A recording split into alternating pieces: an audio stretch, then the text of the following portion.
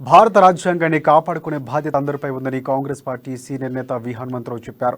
ప్రతి ఒక్కరూ అంబేద్కర్ని దేవుడిలా భావించాలని చెబుతున్న వి హనుమంతరావుతో మా ప్రతినిధి Kavya face to face.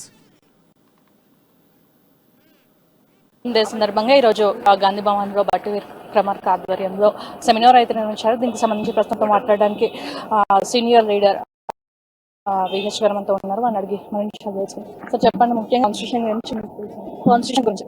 Constitution is the Bhagavad Gita, Quran, Bible.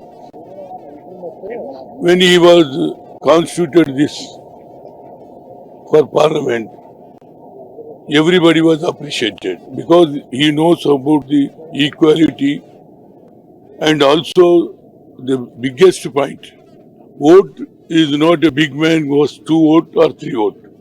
Even rickshaw puller also same 1 vote. Mukesh Ambani also goes, that is the first point. Equality. Everybody should be equal. And if money people is coming and people who are downtrodden, they are going away, it is not correct. That's why last, I think 75 years, this democracy country, everywhere in world, everybody will be appreciated. Because everywhere there is a lot of changes are there. Anybody can come in power because of their vote. So this should be continued. And one more my request.